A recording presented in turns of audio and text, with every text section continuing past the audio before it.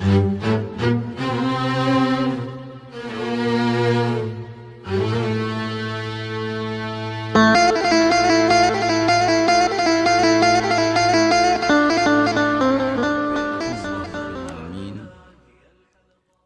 wassalamu ala ashrafil anbiya'i wal mursalin Sayyidina Muhammadin wa ala alihi wa ashabihi ajma'in.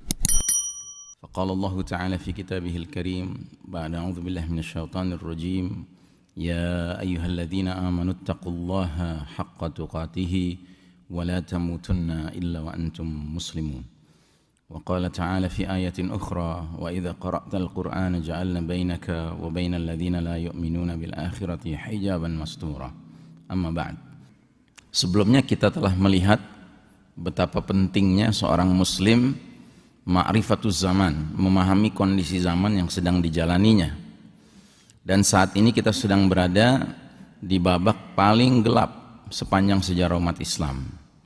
Inilah zaman atau masa di mana badai fitnah menyelimuti kehidupan umat manusia. Kata orang barat, we are living in the darkest chapter of the Islamic history. Mengapa? Karena inilah babak di mana Allah Ta'ala menguji kita sebagai umat Islam ini dengan harus mengalami kekalahan. Sedangkan sebaliknya Barat, Eropa, Amerika, kaum kafir Al-Yahud wan Nasara, the Judeo-Christian Society, justru sedang diizinkan Allah memimpin dunia. Ya, ini realita kita sekarang. Inilah babak di mana Allah telah mencabut kepemimpinan dunia dari tangan Islam dan umat Islam untuk kemudian Allah serahkan kepada pihak lain selain umat Islam, yaitu pihak Barat, Eropa dan Amerika, yang merupakan masyarakat kaum Yahudi Nasrani. Dan kita sudah bicarakan juga bahwa masyarakat Yahudi Nasrani ini mempunyai karakter yang mirip dengan bangsa Rum, bangsa Romawi. Jadi bangsa Romawi klasik dahulu kala dengan bangsa Romawi modern ternyata sama saja. Ideologinya dua, materialisme dan sekularisme. Dan ini diabadikan Al-Quran dalam surat bangsa Rum, surat bangsa Romawi ayat 7. Mereka hanya memahami, mengetahui, mengerti perkara-perkara yang zahir material saja dari kehidupan dunia, sedangkan terhadap kehidupan akhirat mereka lalai. Ya. Nah, ini yang sedang mimpin dunia hari ini. Ya. Dan dengan kenyataan ini, seharusnya kita selaku umat yang beriman ini tidak kemudian begitu saja mengikut kepada yang memimpin dunia ini, tapi kita harus tetap ya, berpegang kepada petunjuk yang datang dari Allah Subhanahu wa Ta'ala. Kita berada sekarang di periode keempat, ya, periode yang disebut oleh Nabi dengan kepemimpinan mulkan jabriyatan, para penguasa yang memaksakan kehendak mereka. Jadi jabriyah itu artinya memaksakan kehendak. Ya. Dan ini akan berlangsung selama masa yang Allah kehendaki. Kemudian ketika Allah sudah berkehendak, maka babak keempat ini cepat atau lambat juga akan berlalu, ya. Tapi dia belum berlalu. Kita masih berada di dalam babak keempat itu, ya. Kalau nggak bisa dikatakan kita lagi seru-serunya nih di babak keempat nih, ya. Makanya pasang safety belt. It'll be a rough journey. Ini bakal jadi perjalanan yang seru nih, ya. Nah, jadi saudaraku rahimakumullah, tapi alhamdulillah sekalipun ini adalah babak paling kelam dalam sejarah umat Islam karena kepemimpinan penguasa-penguasa yang memaksakan kehendak, Nabi sudah memberi isyarat busyra, kabar gembira, bahwa babak keempat ini juga merupakan babak terminal. Dia bukan final chapter ya, tapi dia babak terminal, akan berlalu juga pada waktunya.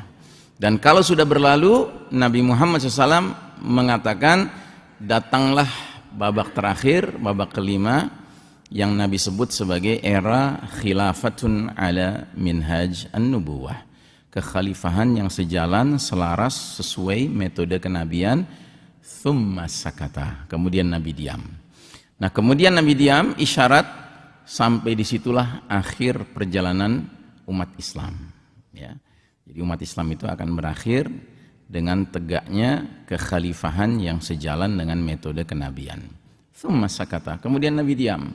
ya, mengisyaratkan berakhirlah umur umat Islam yang kemudian tidak lama setelah itu akan datang al-qiyamah, ya, hari kiamat, ya. Nah, jadi saudaraku rahimakumullah,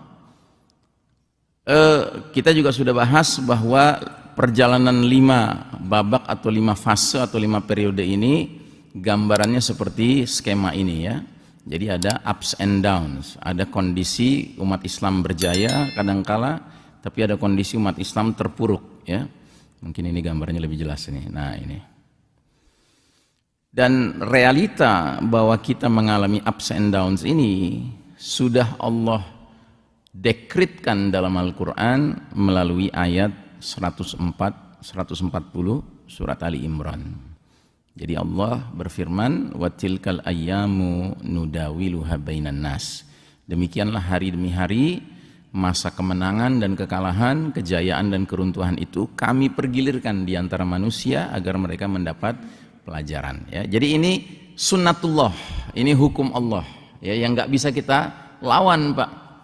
Kalau Allah sudah menentukan sunnatullah, nggak bisa dilawan, ya. Contohnya sunnatullah itu sesuatu dilempar ke atas mesti jatuh ke bawah, itu sunnatullah, ya, nggak bisa dilawan, ya. Contoh lain, seseorang yang lapar dia harus makan, itu yang menghilangkan rasa laparnya. Dia haus, dahaga, dia harus minum, itu sunnatullah. Nah, salah satu sunnatullah itu adalah sunnah at-tadawul, sunnah pergiliran, bahwa selaku umat, kita ini umat yang kadangkala berjaya, kadangkala di bawah, ya.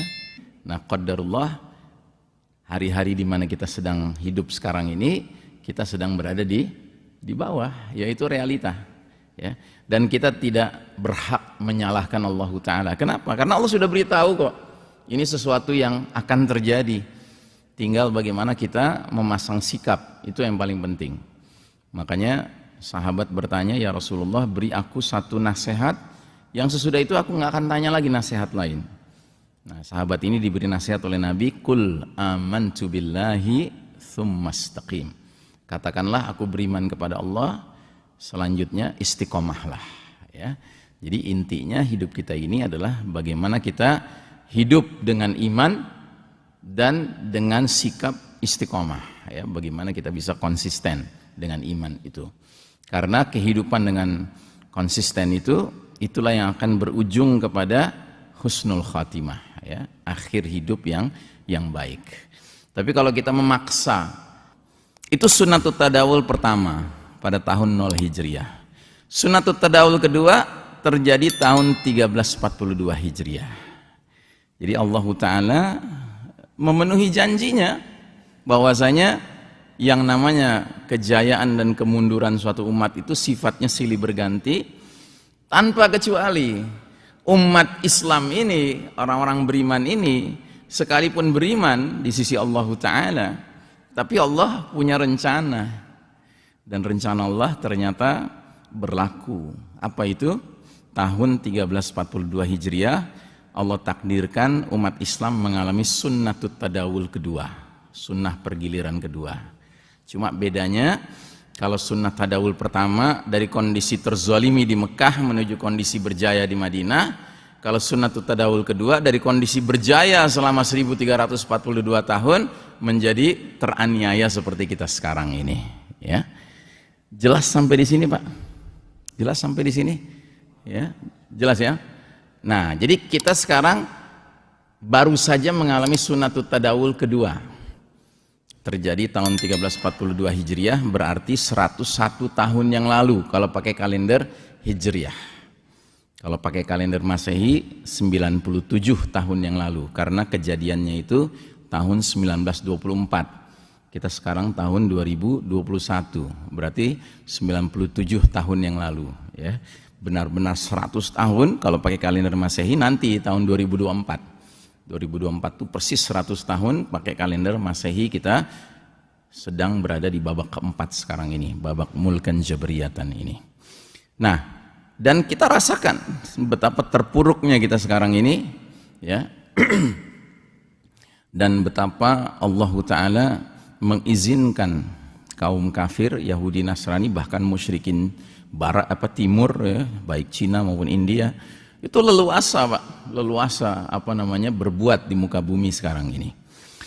Nah, tapi alhamdulillah dengan skenario yang Nabi Muhammad SAW sudah beberkan kepada kita bahwa nanti akan datang fase kelima, fase di mana umat Islam berjaya kembali, maka kita yakin akan ada sunnatut tadawul ketiga, ya, yaitu berpindahnya kita dari situasi zaman yang terzolimi sekarang ini menuju zaman di mana kita berjaya kembali, ya. Kapankah sunnatut tadawul ketiga terjadi? Wallahu a'lam bishawab. Kita tidak punya kepastian, ya. Tidak ada hadis menyebutkan pastinya kapan, secara tahun, ya kan. Tapi secara tanda-tanda, ya, saya termasuk yang berhusnuzon billah, sangka baik kepada Allah.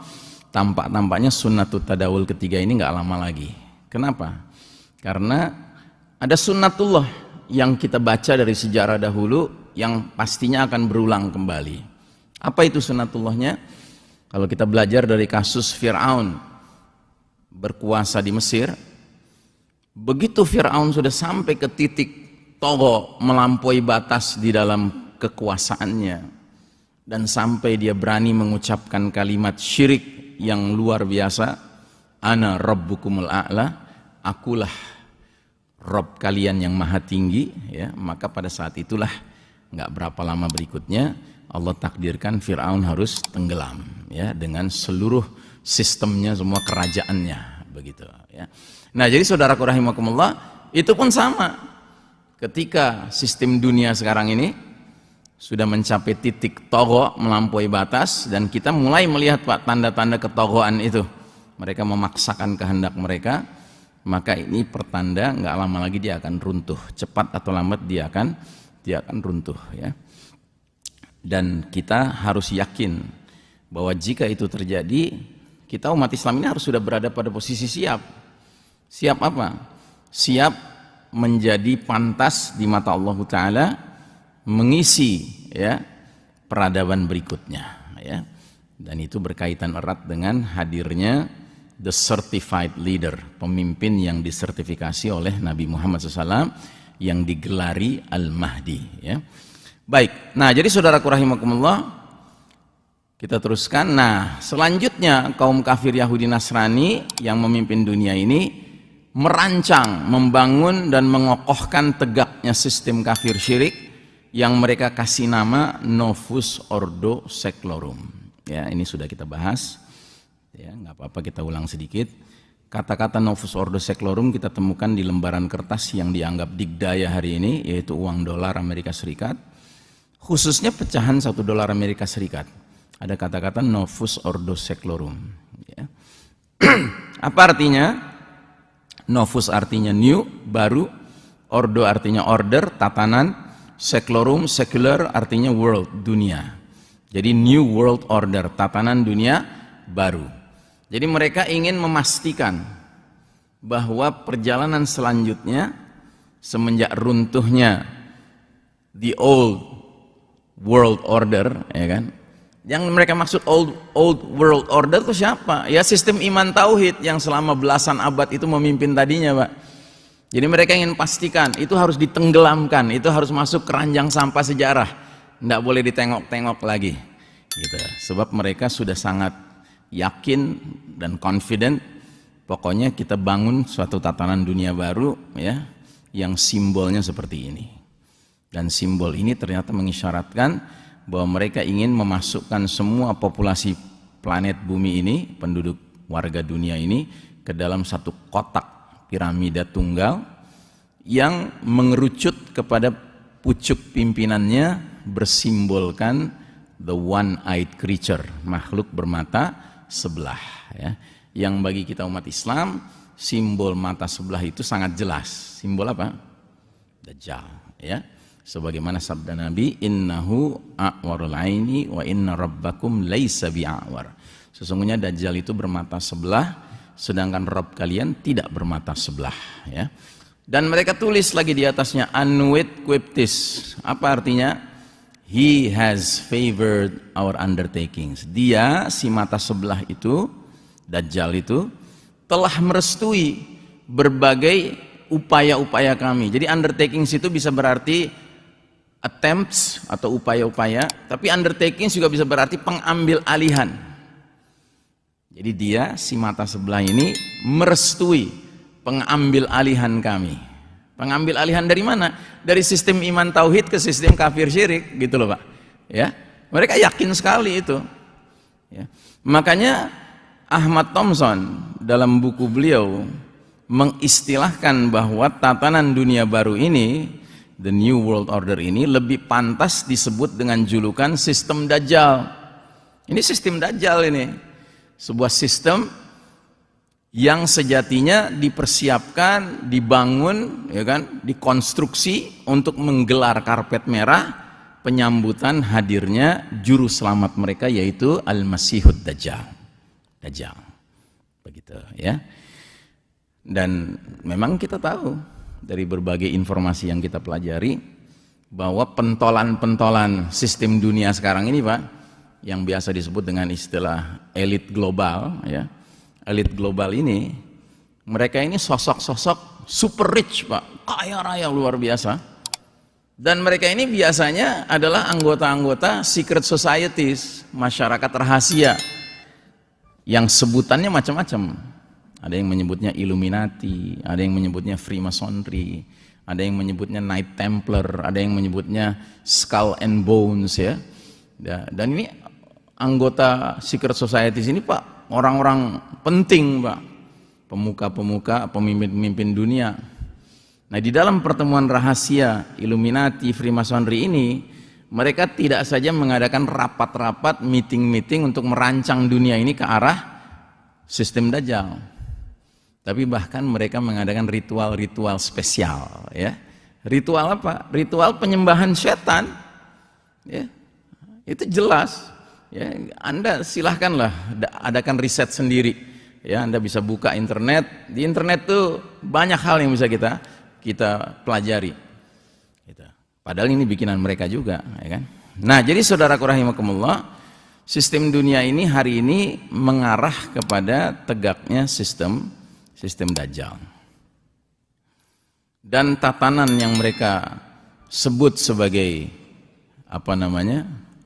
PBB dengan simbol ikonnya seperti ini hanyalah sebutan di depan layar, in front of the screen.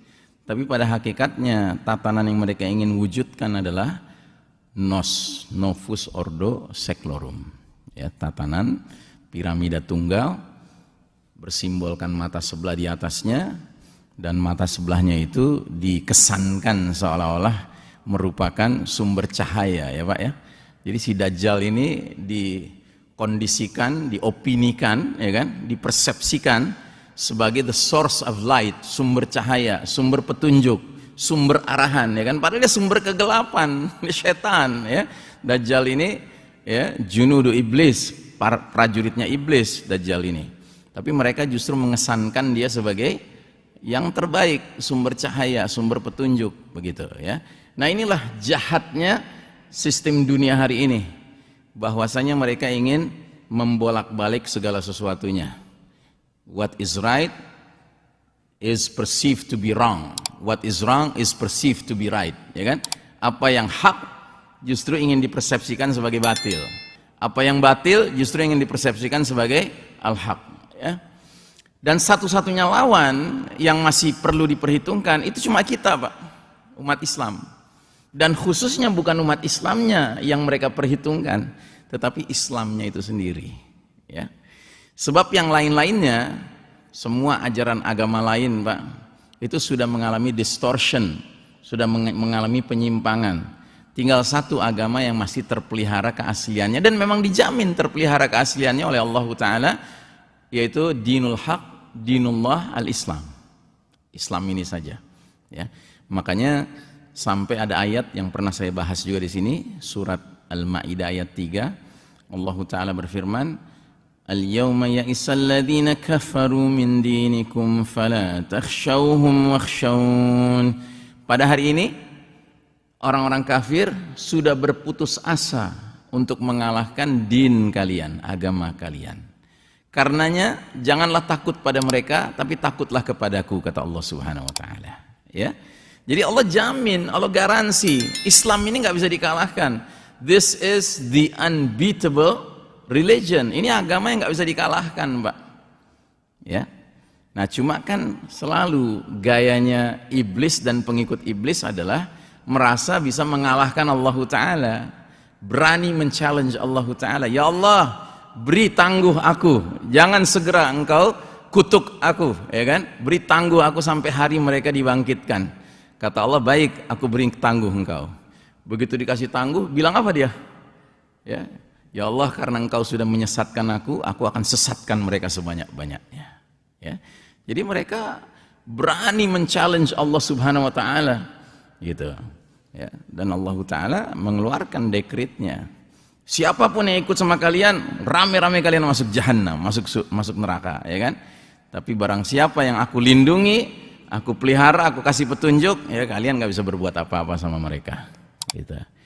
Jadi kita sebagai orang beriman ini, sebenarnya di dunia ini kita harus rajin berharap kepada Allah. Kita termasuk yang dipilih untuk mendapat hidayah.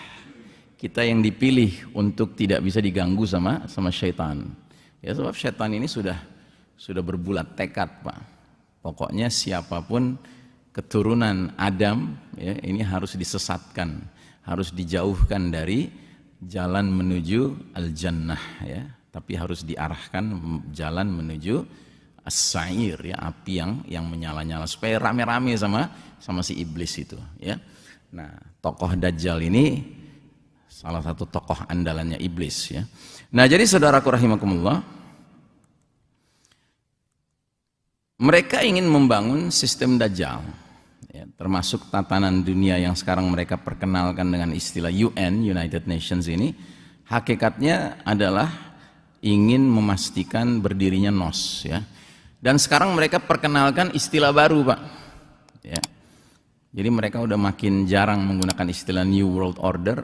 Sekarang mereka pakai istilah baru, The Great Reset. Ya, pernah dengar istilah itu?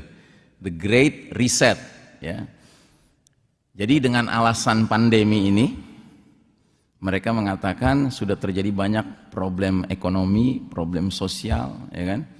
Maka kita harus melakukan Great Reset, ya, riset besar-besaran, gitu. Untuk membangun apa? Membangun one global government, satu pemerintahan global dunia. Jadi mereka akan menghapus nih, Pak, konsep negara-negara ini dihapus, ya kan? Terus mereka dirikan satu pemerintahan dunia yang tunggal, ya kan? Tapi mereka tidak memberikan kelengkapan istilahnya. Maka para pengkritik The Great Reset ini, mereka cenderung mengistilahkannya bukan sekedar one global government, tetapi one global authoritarian government. Satu pemerintahan global yang otoriter, ya, yang jabriyahnya memaksakan kehendaknya lebih dahsyat lagi. Terus moto yang mereka sebarluaskan untuk mewujudkan The Great Reset ini adalah you will own nothing and you will be happy. Anda tidak akan memiliki apa-apa, tapi Anda akan hidup senang. Jadi yang punya apa-apa itu siapa? Pemerintah. Dan pemerintah itu siapa? Ya elit global, segelintir manusia di muka bumi ini yang ngatur segala-galanya. Gitu. Karena memang ciri khas dari pengikut iblis ini, mereka merasa mereka bisa playing God, bisa berperan sebagai Tuhan, menggantikan Allah Subhanahu wa taala. Dan repotnya tidak sedikit manusia yang mengira memang mereka sedemikian digdayanya sehingga harus dipatuhi. Karena kalau nggak dipatuhi kita bisa masuk nerakanya Tuhan palsu ini, ya. Nah, jadi saudaraku rahimakumullah, kita sudah bahas ini semua, ya, kita teruskan, ya. Nah, apa yang sedang kita alami dewasa ini merupakan sunnatullah yang berlangsung sepanjang sejarah Bani Adam. Inilah perwujudan konflik abadi dan hakiki antara ahlul haq, pembela kebenaran, melawan ahlul batil, pembela kebatilan. Dan ini Allah dekretkan, Allah nyatakan dalam Al-Quran secara terang-terangan, diantaranya dalam surat Toha ayat 123. Jadi ketetapan Allah bahwasanya ada konflik abadi dan hakiki yang akan terus berlangsung sepanjang sejarah Bani Adam. Qala bitu minha jami'an ba'dukum li ba'din adu. Allah berfirman kepada Adam dan Hawa, ya orang tua kita, ayahanda, ibunda kita, ihbita minha jami'an, turunlah kalian berdua dari surga bersama-sama. Turun tuh maksudnya dipindahkan, ditransfer dari jannah ke al-ard ini, ke muka bumi ini, dunia fana ini, ya kan? Nah, tapi selain Allah mengeluarkan dekret turunlah kalian berdua, hai Adam dan Hawa, dari surga ke bumi ini, Allah kasih keterangan tambahan. Apa keterangan tambahannya? Ba'dukum li ba'din adu. Sebagian kalian, Bani Adam, anak keturunan Adam, akan menjadi musuh bagi sebagian lainnya, ya. Nah, jadi ini harus kita sadari, Pak. Ya. Sekalipun Anda cinta damai, Anda cinta keharmonisan dengan seluruh umat manusia, tapi hakikatnya itu nggak akan wujud di dunia ini. Dunia ini bukan tempat kita bisa mengharapkan harmonisasi seluruh umat manusia, nggak mungkin, Pak, mustahil. Ya, harmonisasi yang terjadi yang hakiki itu di mana? Di mana? Di surga nanti. Ya, makanya ada hadis-hadis di mana Nabi mengatakan ahlul jannah, penghuni surga nanti kalau sudah masuk surga, Pak, mereka tuh ibaratnya sekumpulan manusia yang hatinya satu, gitu lah. Nggak ada dendam, nggak ada hasad, nggak ada iri, nggak ada kesel, nggak ada gedek gitu satu dengan lainnya. Bahkan kalau masih ada perasaan gedek, kesel, iri gitu ya pada diri seorang calon penghuni surga, Pak, dia akan berhenti di kontoroh, dia berhenti di luar pintu surga, nggak boleh masuk surga sebelum dibersihkan dulu dia dari kesel, gedek, ya kan, sebel itu, ya kan. Nah, sampai-sampai ada riwayat yang mengharukan sekali. Ada dua hamba Allah, dua-duanya beriman, tapi waktu di dunia terjadi selek di antara mereka berdua, ribut mereka, dan ribut itu dibawa mati, Pak. Nggak sempat islah, nggak sempat terjadi konsolidasi, ya. Jadi ya dua-duanya orang beriman, dua-duanya orang soleh gitu loh. Cuma mereka terlibat ribut, akhirnya sampai dibawa mati. Nah, ternyata di hari berbangkit mereka melewati semuanya itu lulus, Pak. Melewati hari dibagikan buku catatan rapot, lulus dia, ya kan? Mizan ditimbangan di ini kan, lulus mereka, ya kan? Nyebrangin sirat di atas api neraka, lulus mereka sampai ke Kintorah. Ya, jadi ini udah tempat menjelang pintu surga. Nah, di situ mereka dicegat, dan yang mencegat nggak tanggung-tanggung, Allah langsung. Allah tanya kepada salah satu di antara kedua orang beriman yang sempat ribut di dunia itu, hai hambaku, apakah engkau akan memaafkan saudaramu ini? Tidak ya Allah. Mengapa? Bukankah dia saudaramu? Dia saudara seiman engkau. Benar ya Allah, tapi masalahnya dulu di dunia dia telah menyakiti aku, telah menzolimi aku, dan dia tidak menunjukkan gejala penyesalannya.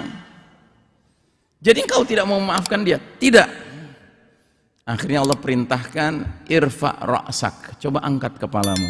Dia angkat kepalanya.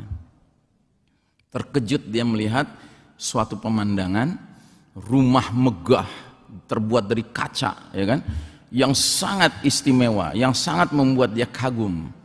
Saking kagumnya dia bertanya, ya Allah, rumah ini milik Nabi yang mana? Rumah ini milik orang yang mati syahid di medan jihad mana? Ya kan? Kata Nabi, kata Allah, hai hambaku, rumah ini milikmu. Ya kan? Kaget dia, ya Allah, wa kaifa, bagaimana aku berhak menerima rumah sebagus ini? Ya kan? Akhirnya dia bilang, kata Allah, ada syaratnya. Apa itu syaratnya ya Allah? Syaratnya engkau maafkan saudaramu ini. Wow, dia langsung teriak, al-an, sekarang ya Allah, sekarang juga ya Allah, aku maafkan dia. Bahkan ya Allah, bolehkah engkau izinkan aku mengajak saudaraku ini masuk ke dalam rumahku bersama-sama? Masuklah kalian berdua dengan rahmatku. Ya, Masya Allah. Ya. Nah, jadi ini Kintorah, Pak. Jadi kalau Anda berharap ada harmonisasi di muka bumi, di dunia yang fana ini, yang ngimpi, Pak. Nggak ada ceritanya. Ya, dunia ini tempat kita bertarung, Pak, ya kan? Nah, cuman yang penting jangan kita bertarung kecuali dalam konflik yang abadi dan hakiki. Konflik apa itu? Ya konflik antara ahlul batil versus ahlul haq. Dan kita harus mengambil posisi yang benar, ahlul haq. Nah, ahlul haq ini, mereka-mereka yang ada di sebelah kanan ini, mereka menjadikan Allah sebagai sentral kehidupan mereka. Dan mereka menerima dari Allah petunjuk yang dibawa oleh kurir-kurir Allah Ta'ala sepanjang zaman. Al-anbiya wal mursalin alaihimussalam, para nabi dan para rasul. Ya. Jadi para nabi, para rasul itu sepanjang zaman ditugaskan oleh Allah untuk menjelaskan petunjuk Allah itu apa kepada umatnya masing-masing, kepada kaumnya masing-masing. Kecuali nabi terakhir, Nabi Muhammad SAW. Nabi Muhammad SAW diutus bukan untuk kaum tertentu, bukan untuk umat tertentu, tetapi untuk seluruh umat manusia, bahkan rahmatan lil alamin, rahmat bagi segenap jagat raya ini. Ya. Nah, siapa yang menyambut para nabi dan para rasul dengan petunjuk yang dibawa datang dari Allah Ta'ala itu? Al-mu'minun, orang-orang yang beriman. Dan orang-orang beriman ini sepanjang sejarah, bila berkonsolidasi, mereka dimasukkan dalam satu kelompok yang Allah sebut dengan istilah Hizbullah, partai Allah. Ya. Dan jika mereka sampai akhir hayat istiqomah di atas jalan Allah, petunjuk Allah yang dibawa Nabi dan Rasul itu, mereka akan berakhir menjadi al-ghalibun, golongan yang meraih kemenangan. Dan hakikat kemenangan itu apa? Dakhalal jannah, masuk ke dalam jannah, dipelihara dari api neraka. Ya. Seperti firman Allah dalam surat Ali Imran 185. Kullu nafsin dha'iqatul maut wa innama tuwaffawna ujurakum yawmal qiyamah faman zuhziha 'anil nari wa udkhilal jannata faqad faz wa mal hayatud dunya illa mata'ul ghurur. Artinya, setiap yang berjiwa, yang bernyawa pasti akan merasakan kematian. Dan sesungguhnya hanyalah di hari berbangkit nanti disempurnakannya ganjaran-ganjaran bagi kalian. Maka barang siapa dijauhkan dari api neraka dan dicemplungkan ke dalam jannah, ke dalam surga, faqad faz, sungguh dia telah meraih kesuksesan. Jadi hakikat sukses itu adalah ketika seorang hamba Allah di akhirat nanti dipelihara dari api neraka, dijauhkan dari api neraka oleh Allah Ta'ala dan dicemplungkan ke dalam jannah. Itu hakikat kesuksesan. Wa ma hadhil hayatud dunya illa mata'ul ghurur. Sedangkan kehidupan dunia ini tiada lain daripada kesenangan yang menipu, yang memperdaya. Ya. Nah, jadi saudaraku rahimakumullah,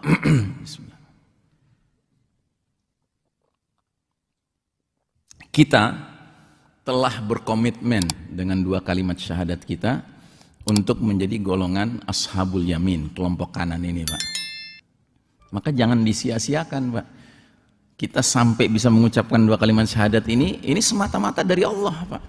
Bukan karena kehebatan kita. Kita nggak punya kehebatan tertentu, Pak, yang menyebabkan kita layak untuk mendapat hidayah. Hidayah itu sepenuhnya hak Allah. Yahdi may yasha wa yudillu may yasha. Allah itu beri hidayah siapa yang Allah kehendaki, dan Allah sesatkan siapa yang Allah kehendaki. Ya. Makanya kenapa kita dalam sholat diwajibkan baca surat Al-Fatihah, bahkan nggak sah sholat kita kalau nggak baca surat Al-Fatihah, karena dalam surat Al-Fatihah satu-satunya doa bunyinya ihdinas siratal mustaqim, tunjuki kami jalannya yang lurus. Kenapa kok kita mintanya itu? Karena kita sadar kita ini berada di sini, di dalam masjid ini, jadi orang beriman ini semata-mata karena Allah yang ngasih. Dan karenanya kita nggak boleh berhenti minta sama Allah supaya terus di atas jalan ini sampai mati menjemput kita. Begitu. Karena itulah yang akan menjamin kita menjadi al-ghalibun, golongan yang meraih kemenangan. Dan itu berarti berhak memasuki jannah dan dipelihara dari api neraka. Nah, adapun ashabus shimal, kelompok kiri, ini adalah kelompok yang menjadikan iblis dan setan sebagai sentral kehidupannya. Sentral kehidupan mereka itu iblis, Pak, setan. Ya. Jadi mereka-mereka yang sudah gabung dengan Illuminati, Freemasonry, ya kan, Skulls and Bones itu, Pak. Wow, mereka itu kalau udah hadir di pertemuan-pertemuan rahasia itu, Pak, di situ mereka serahkan jiwa raga mereka sepenuhnya, Pak. ya, sepenuhnya mereka serahkan, dan mereka ikut ritual-ritual penyembahan setan itu dengan sepenuh hati, Pak. Sembelih anak bayi, Pak, minum darahnya, makan dagingnya, Pak, dengan penuh keyakinan, Pak. Ya. Jadi kita harus sadar, Pak, yang kita lawan ini bukan orang-orang normal, Pak. Orang-orang nggak normal, Pak. Mereka sudah berkomitmen dengan iblis, dengan setan. Ya. Nah, iblis dan setan ini dan bala tentaranya setan, iblis satu ya, iblis ini dedengkotnya setan. Saya nyebutnya iblis dan setan karena iblis itu punya bala tentara namanya asyayatin, setan-setan. Nah, dalam upayanya menjalankan gagasan menyesatkan manusia sebanyak-banyaknya, iblis ini dan bala tentaranya itu pakai kaidah ekonomi juga, Pak. Sesedikit mungkin resources yang digunakan untuk mendapatkan hasil yang sebesar-besarnya, gitu. Maka apa yang mereka lakukan? Mereka cari simpul-simpul di tengah masyarakat yang bisa dia jadikan downline handalan. Nah, gitu. Kalau dalam dunia MLM ya, Pak, dalam dunia multi level marketing itu biasanya tuh seorang apa istilahnya itu yang di atas tuh upline ya. Upline nyari downline itu, Pak, itu nyari yang paling besar pengaruhnya kepada kemungkinan bisa menghasilkan downline lebih banyak lagi. Nah, begitu juga dengan iblis. Iblis ini dalam upayanya menyesatkan umat manusia, ya, itu mencari yang handal di tengah-tengah masyarakat. Nah, yang handal ini siapa? Yang handal inilah yang dijuluki dalam Al-Quran dengan istilah para tawaghit, para taghut, ya. Taghut-taghut ini adalah sosok-sosok di tengah masyarakat yang mereka itu paling hebat afiliasinya, loyalitasnya kepada setan, kepada iblis, ya kan? Dan mereka ini udah benar-benar jadi antek gitu loh, ya. Mereka benar-benar pemikirannya bagaimana memperluas jaringan, ya, setan, ya. Nah, para taghut sepanjang zaman itu biasanya diwakili oleh sosok-sosok yang menentukan di tengah masyarakat, ya. Contohnya Namrud, ya. Namrud itu penguasa di wilayah Babilonia dahulu kala, ya. Kemudian contoh lagi Firaun, ya kan? Dan nanti di akhir zaman taghut yang paling fenomenal itu gelarnya, namanya Ad-Dajjal, ya. Nah, mereka inilah yang menjadi ujung tombak, ya, pergerakan penyebar luasan kesesatan atas kemauan iblis, ya. Nah, siapa yang jadi korban mereka? Yang jadi korban mereka 3 kelompok manusia di tengah Bani Adam. Kaum musyrikin, kaum kafirin, dan kaum munafikin. Kalau kaum musyrikin dan kafirin ini jelas-jelas di luar Islam, Pak. Tapi kaum munafikin ini yang paling merepotkan buat kita. Karena mereka secara pengakuan, secara zohir, ya, mereka mengaku beriman. Tapi secara batin mereka ternyata loyalitasnya ke musyrikin dan kafirin, gitu. Ini yang kemudian para ulama sederhanakan, ya, definisi munafik itu sebagai izharul iman wa ibtanul kufur, menzohirkan, memperlihatkan keimanan tetapi menyembunyikan kekufuran, begitu. Nah, baik musyrikin, kafirin maupun munafikin ini jika berkonsolidasi, maka konsolidasi mereka disebut dalam Al-Quran dengan istilah hizbus syaitan, partainya syaitan, gitu. Ba'duhum awliya'u ba'd, satu sama lain saling dukung-mendukung, ya. Dan jika mereka sampai akhir hayat tidak bertaubat, ya, yang berarti tidak pindah kapling ke kanan sini, Pak, jadi orang beriman, ya, apa yang terjadi? Mereka akan tergolong ke dalam golongan al-khasirun, orang-orang yang merugi, ya. Dan puncak kerugian mereka di mana? Di akhirat nanti. Dalam bentuk apa? Dakhalan nar, masuk ke dalam neraka yang menyala-nyala, ya. Bersama siapa? Bersama sentral kehidupan mereka, iblis dan setan. Jadi kalau di dunia mereka akrabnya sama iblis sama setan, ya sampai ke akhirat mereka akrabnya sama iblis sama setan. Itu. Makanya di dalam surat Al-Mulk itu ada ungkapan penyesalan penghuni neraka. Apa mereka kata? Qalu law kunna nasma'u au naqilu ma kunna fi ashabis sair. Mereka berkata, aduh coba dulu di dunia kami mau menyimak, ya kan, peringatan-peringatan dari para dai itu, para nabi itu. Kalaulah kami dulu menggunakan akal kami, tentu kami sekarang nggak jadi penghuni neraka yang menyala-nyala. Gitu. Jadi menyesal mereka, ya. Dan memang ciri khasnya mereka-mereka yang berpihak kepada iblis dan setan ini, ketika disampaikan kebenaran, Pak, oh mereka cuek betul, ya. Kalau perlu mereka bully kita balik, kita dibully balik, Pak. Menyampaikan kebenaran itu kita dibully balik, begitu. Ya kan? Dan hari ini kita makin hari makin mudah menemukan yang seperti itu, ya, terutama di negeri kita yang mayoritas Muslim ini, bahkan terbesar di dunia jumlah Muslimnya, ya. Tapi sayang sekali di negeri ini, ya, golongan yang mengolok-olok agama ini mendapat tempat, Pak, ya. Mendapat angin, ya. Seperti yang kita dengar kemarin ini, ada seorang yang dijuluki Buya, ya kan? Itu diundang oleh institusi penting, Pak, di negeri ini. Institusi yang mestinya mengayomi, melindungi masyarakat. Tapi justru mengundang pemuka agama, quote unquote, yang isi ceramahnya justru menanamkan keraguan umat terhadap Islam. Isi ceramahnya bukan memuliakan Nabi Muhammad SAW, tapi makin menghina Nabi Muhammad SAW. Tahu kan? Tahu ya? Ya. Jadi ini dahsyat sekali, Pak. Anda jangan pikir itu perkara ringan, Pak. Itu perkara berat, Pak. Perkara berat. Dan beratnya tuh dua, isi ceramahnya dan di mana dia ceramahnya. Ya.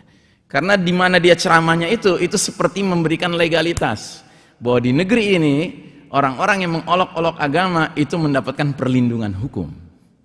Gitu. Paham ya, Pak? Ya, kenapa itu peristiwa sangat dahsyat? Karena peristiwa itu bukan sekedar kita lihat dari isi ceramahnya, tetapi dari konteks tempat berlangsungnya di mana, gitu. Ya.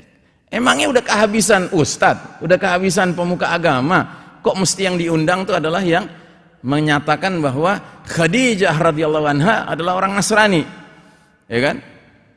Muhammad SAW bukan mengajarkan Islam, tapi mengajarkan salah satu sekte Nasrani. Nauzubillahi min dzalik. Ini mengerikan sekali, Pak. Ini bukan perkara ringan loh, Pak. Ya, Anda harus sadar itu, Pak. Ya, jangan Anda baca berita itu terus biasa-biasa saja sikapnya, tidak. Harus ada ghirah, harus ada kecemburuan, Pak. Ini nggak bener ini. Nggak bener. Ya.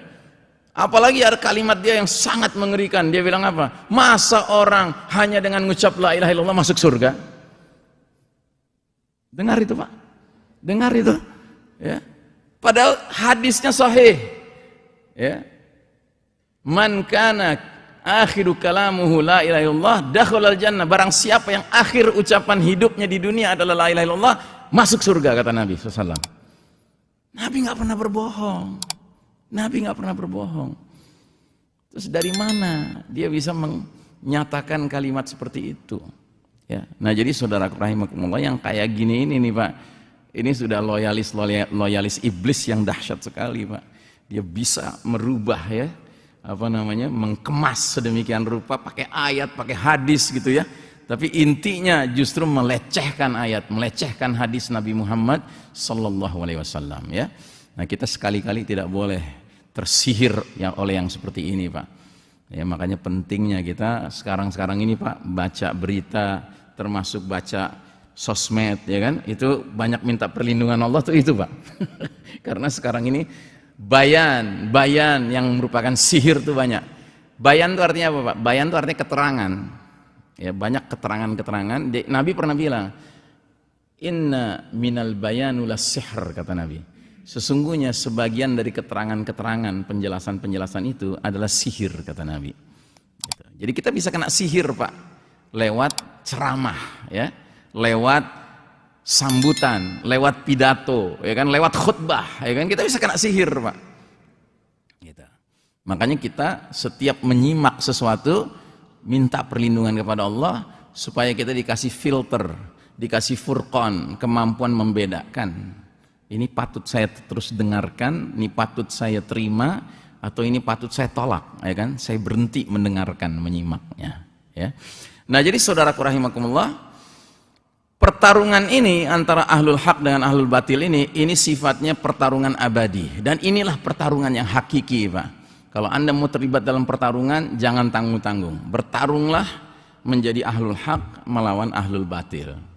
Ya, jangan bertarung untuk urusan ece-ece, urusan sampingan, Pak, jangan, ya kan, nggak ada gunanya gitu. Jadi jangan bertarung untuk perkara remeh-temeh gitu, Pak. Bertarunglah untuk perkara yang paling mendasar, yaitu kita mau mengajak orang ke jannah, ya kan? Yang kita lawan orang yang mengajak manusia ke nar, ya kan? Itulah pertarungannya sesungguhnya. Dan ini konflik abadi ini diabadikan dalam Al-Quran. Nabi Nuh alaihissalam berhadapan dengan pemuka kaumnya. Nabi Ibrahim alaihissalam berhadapan dengan Namrud. Nabi Musa alaihissalam berhadapan dengan Fir'aun. Nabi Muhammad SAW berhadapan dengan para pemuka Quraisy musyrikin Mekah, ya, Abu Jahal, Abu Lahab dan konco-koncoknya. Dan kelak nanti Nabi Isa alaihissalam akan berhadapan dengan Al-Masihud Dajjal, ya, bahkan Isa alaihissalam yang diizinkan Allah membunuh Dajjal, ya. Baik, nah jadi saudaraku rahimakumullah, slide tadi menggambarkan pengelompokan manusia berdasarkan walaknya, loyalitasnya. Ahlul haq, Hizbullah, setianya kepada Allah subhanahu wa ta'ala. Sedangkan ahlul batil atau hizbus syaitan setianya kepada ajakan iblis yang menipu. Jadi dakwah itu hanya ada dua. Kalau nggak dakwatul haq, dakwah membela kebenaran atau dakwah mengajak kepada kebenaran, atau dakwatul batil, dakwah yang mengajak kepada kebatilan. Allah Ta'ala mengabadikan dalam surat Al-Hajj ayat 62, dzalika bi anna Allaha huwal haqq wa anna ma yad'una min dunihi huwal batil wa anna Allaha huwal aliyyul kabir. Kuasa Allah yang demikian itu adalah karena sesungguhnya Allah dialah al-haq, yang maha benar, ya. Dan sesungguhnya apa saja yang mereka serukan, yang mereka ajak, yang mereka panggil, yang mereka dakwahkan selain Allah, huwal batilu, itu adalah yang batil. Dan sesungguhnya Allah dialah yang maha tinggi lagi maha besar, ya. Makanya salah satu dakwah batil hari ini apa, Pak? Kita disuruh menganggap semua agama sama, semua agama baik. Supaya apa? Supaya kita nggak bisa membedakan lagi mana yang hak, mana yang batil. Oh tidak, kita harus menjadi umat yang punya kejelasan sikap, kejelasan identitas. Dan kita harus yakin bahwa apa yang kita serukan ini, ya, adalah al-haq, ini yang benar, karena ini yang datang dari Allah Ta'ala. Makanya saya sering mengatakan, hati-hati kalau berbicara, jangan bilang Islam agama paling benar. Islam bukan agama paling benar, Pak. Islam adalah agama yang benar, ya. Kalau Anda mengatakan Islam agama paling benar, berarti Anda mengatakan agama lain juga benar, cuma kurang benar. Nggak boleh begitu, Pak. Kita harus mantap, Islam ini agama yang benar. Sebab itulah kalimat yang Allah gunakan untuk agamanya. Allah menggunakan kalimat dinul haq, agama yang benar. Ya, silakan Anda lihat surat At-Taubah ayat 33 misalnya. Huwallazi arsala rasulahu bil huda wad dinil haqqi liyuzhirahu 'alad dini kullih walau karihal musyrikun. Dialah Allah yang mengutus rasulnya Nabi Muhammad SAW dengan membawa petunjuk Al-Quran dan dinul haq, agama yang benar, al-Islam. Untuk apa? Liyuzhirahu 'alad dini kulli, untuk mengalahkan semua agama lainnya sekalipun kaum musyrikin nggak suka, gitu, ya. Nah jadi kita ini nggak boleh, Pak, menjadi umat yang dengan alasan pingin akrab sama semua orang terus nggak boleh mengatakan Islam agama yang benar. Enggak, Pak, kita harus tetap menyatakan ini yang benar, ini yang hak, gitu. Sekalipun itu bukan berarti kita jalan di tengah umat manusia yang aneka ragam agama lalu kita boasting, kita wah tepuk dada gue yang benar sendiri. Nggak gitu, Pak. Yang Allah katakan al-haq itu dinnya, agamanya. Kita ini manusia, Pak, kita muslim. Muslim kadang bisa benar, kadang bisa salah, Pak. Tapi terhadap agama ini kita nggak boleh punya keraguan. Makanya ketika si Buya itu ceramah, apa salah satu ceramahnya dia bilang apa? Ya, Nabi Muhammad SAW, ya, tidak pernah merasa benar. Ada kan kata-kata gitu? Tidak pernah merasa benar. Ajib, kok bisa dia ngomong begitu? Nabi Muhammad tidak pernah merasa benar, ya.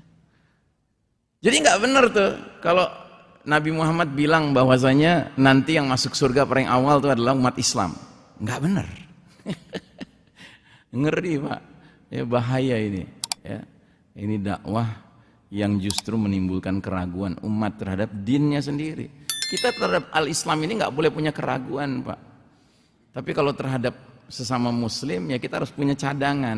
Namanya saudara muslim kita biarpun dia muslim, dia bisa punya kekeliruan, khilaf. Namanya manusia. Tapi kalau al-haq ini din ini, al-Islam ini al-haq Pak, nggak bisa di ini kan. Makanya kata Allah tadi, orang-orang kafir udah putus asa mengalahkan agama ini, agama kalian.